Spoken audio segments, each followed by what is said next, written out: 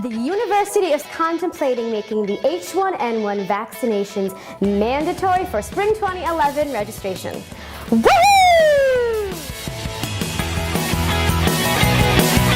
The swine flu is actually a version of the influenza A virus. According to the Johns Hopkins Medicine website, it got its name, the swine flu, because many of the genes in this new virus were similar to the genes in the virus found in pigs in North America. You see, there are many different versions of the influenza A virus. Let's say you're one of these happy little strains of the influenza A. You might like pigs, or whales, or ducks, or chickens, or horses, or seals. If you were the H1N1 influenza A virus, you would like humans. And you like humans, yes you do, yes you do, yes you do. So you're saying, what's with this whole pandemic thing? A flu that affects people, I understand. But according to the WHO, I mean the World Health Organization, it must have 3 criteria. First, the disease must be completely new to the population. Hey, nice to meet you!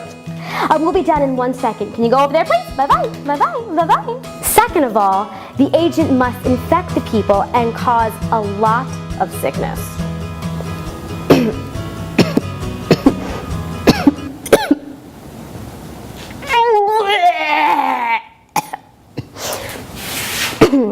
Excuse me. Then, that agent must be easily spread amongst the population. The H1N1 was actually a really big deal. It was a pandemic. People got sick. No, I mean really sick. Some people even died. But this is something that can happen with any sickness, even the regular flu. What made the swine flu different was it affected those not in the typical danger zone, which are the really young or the really old. The swine flu danger zone were actually those ages 19 through 24, basically your typical college student. The change our administration is looking to make is requiring students to provide proof of receiving the influenza A vaccination. More hoops to jump through, I know. Through a dangerous hoop of fire. But think about it. Influenza is a respiratory illness that sickens millions of people each year and can cause serious complications. And like I said earlier, it affects those ages 19 through 24. Students are more likely to get infected at school, where infections are very easy to spread. They may take that infection from the classroom and bring it home and share it to a pool of contacts there. If the high risk of infection isn't enough, in 2009, the number of outbreaks peaked in October, basically the time when the average student will be taking their midterms. Fortunately, the flu vaccination, available in flu shot or nasal spray, is a great way to protect you. So, if I was an administrator, I would say, sounds like a good idea. But what do the students think? No, I didn't, because I went and got the shot, and I didn't get sick. I did, and it really sucked. I was sick for at least a week. I don't even remember. Puking my brains out, everything. It was horrible.